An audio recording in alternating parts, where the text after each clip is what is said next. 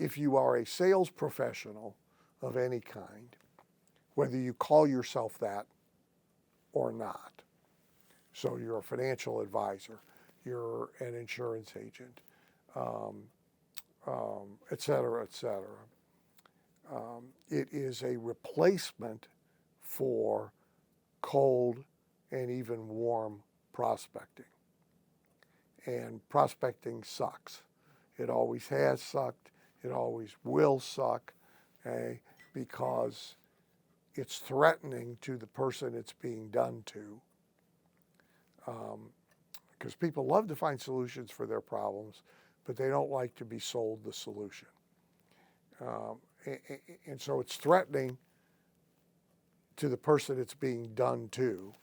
And because it has a high level of refusal, which many people take as rejection, but either way, it requires a lot of persistence. So when the sales manager says, if you want to sell more, son, see more people, which was taught to me in 1971 and is still being taught today to the new insurance agent, the new automobile salesman, the new financial advisor, okay? And in part, it's because the company that they're affiliated with is in a different business than they're in. They're in a churn and burn business, okay? They don't care if you succeed or not. They just want your warm market before you quit. That's their business model. Your business model is you're trying to like stay in business and build a business. So it's a replacement for prospecting. So, and then for other businesses, a healthcare practice, a retail store, a restaurant, in B2B, industrial supply, tech, a software company. It's designed to replace a lot of unaccountable brand-related advertising with measurable ROI response advertising. And so you see brand building done, and you think, well, if those guys are doing it, that must be the way to do it, right? So if you watch NFL games, you see State Farm ads with NFL players in them, and they're kind of funny. And there's no response mechanism at all. There's no offer, right? It's a pure brand ad. And if you're in the insurance business, you say to yourself, well, these guys must know what they're doing, okay? And if they're doing it that way, I should do it that way. And they're in a different business. So State Farm is running ads to make themselves palatable to Wall Street and to make their agents think they're doing something useful for the agent. It isn't even for the consumer. They actually know better, right? And so, but the agent, he needs to be across from somebody that he can sell to. This isn't doing that. Nobody is seeing all those ads on Sunday and running and Googling State Farm and calling up a State Farm agent and saying, can you meet with me tomorrow? That's not happening, and it's never going to happen. Now, it could. They just don't care about it, right? So all those same ads could have a direct response offer that then got a lead that got handed over to, you could do it. They're now experimenting a little. Amazon is trying to get them, actually, brand advertisers, to start doing direct response in their brand ads with QR codes, right? So State Farm ad runs, it actually says, if you'd like a quote, scan here.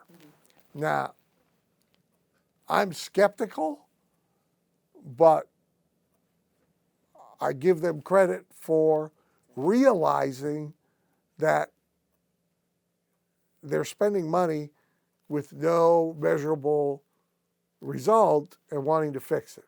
The small business owner cannot afford to spend money with no measurable result. He can't do it. You'll be at the bankruptcy court, and the normal small business owner response to that experience is just to cut back on and cut back on and cut back on advertising, which will also put them in the bankruptcy court. So magnetic marketing for them is a replacement for all that. It is, by various and sundry media, making a tangible, direct response offers,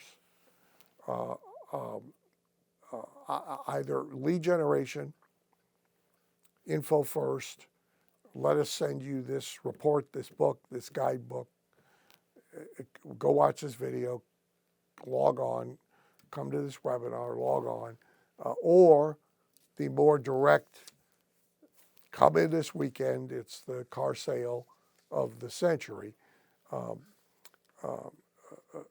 And it's teaching them also target marketing, meaning who's your customer? Now let's find people that match and let's create a message that matches. So the magnetic marketing system's conceptual basis is very simple. It is attraction versus hunting, pursuing, killing, and eating. And so people like discovery and feeling like they are in control of a process that leads them to a purchase. People don't like being confronted out of the blue and asked prospecting type questions. They're resistant to it. If you live by that, you got to get really, really, really, really, really good at it, right? So I can do it. You can use a version of Bob Allen's old ad. You can drop me anywhere in America with $20 in my pocket and no other resources. And by tomorrow night, I'll at least have a hotel room to live in, and I will have a car to drive, and I will have a means of income occurring. But frankly, most people can't do that, and they can't even be trained to do that. There's so much internal emotional resistance to doing it that they can't even be taught it. I've tried to multiply it many, many moons ago, and I learned very quickly that it's not multipliable. But if you put the same pitch, if you will, in media that allows a person to feel in control, that they are choosing to respond and ask for more information, then that's a whole different experience for them and for you, right? So that's magnetic marketing. It is attraction rather than pursuit, right? It's cringy, but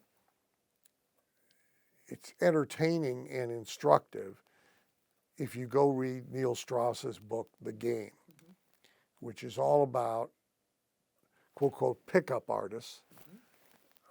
This was a big deal 20 years ago. There was an industry. There were boot camps and seminars and coaches and a reality TV show, and the kind of the Me Too movement, I think, put the nail in the coffin on this thing. Not that it doesn't still exist, because it does. It's just not really talked about. But the whole bottom line of the game was to do things that caused women to approach you rather than you, can I buy you a drink, trying to approach women, right? And once you commit to that concept, then there's a whole bunch of tactical things that work, and just as it is with magnetic marketing for anything else. All that was and is magnetic marketing for yourself, right? And so people are working a lot harder than they need to get customers or clients or patients or donors by trying to jump directly from an ad that is brand of nature to come in and let us sell you something. It's a big frigging leap for most people, right? So when they,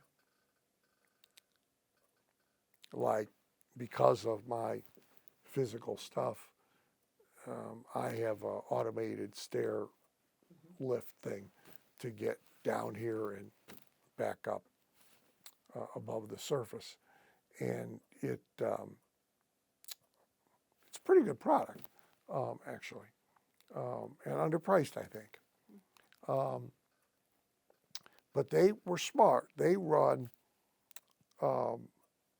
mostly dual ads.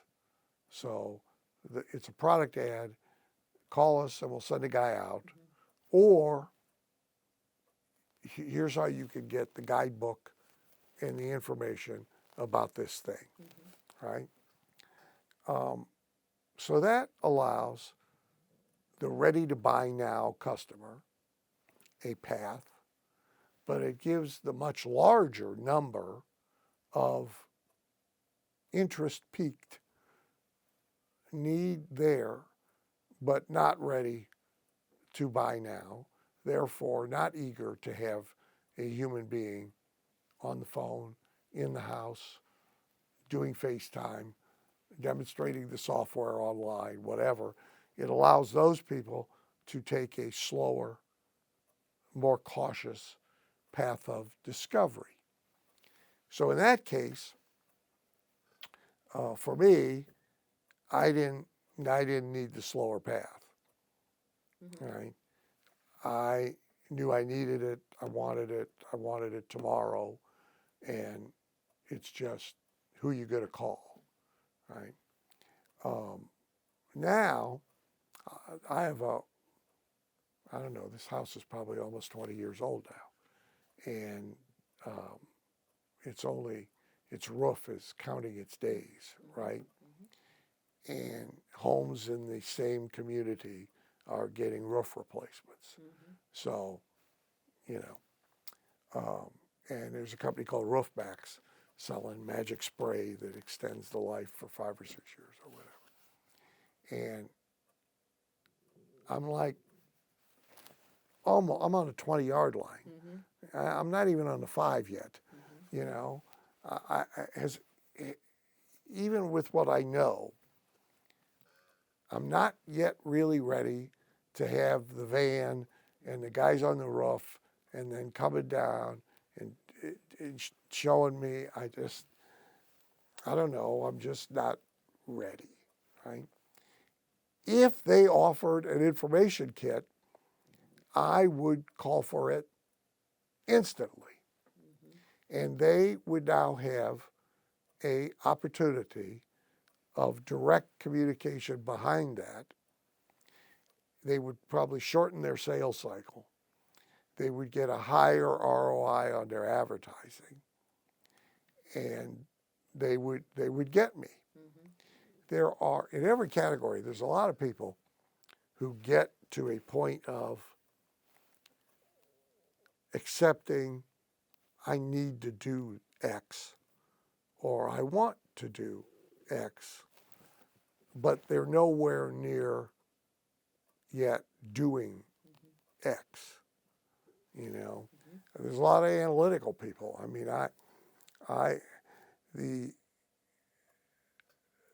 the girl I dated late in high school and afterwards, her father was an engineer, lifetime, a lifer at Goodyear.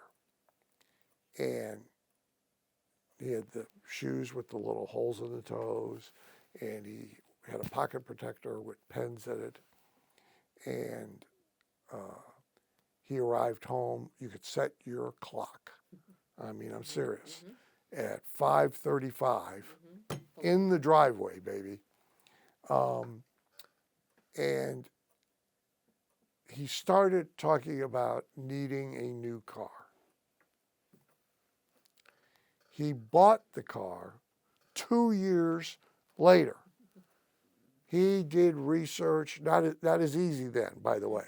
He did research, he thought about it, he went and took test drives, and nobody did anything to like capture him and start communicating with him in a relationship, right?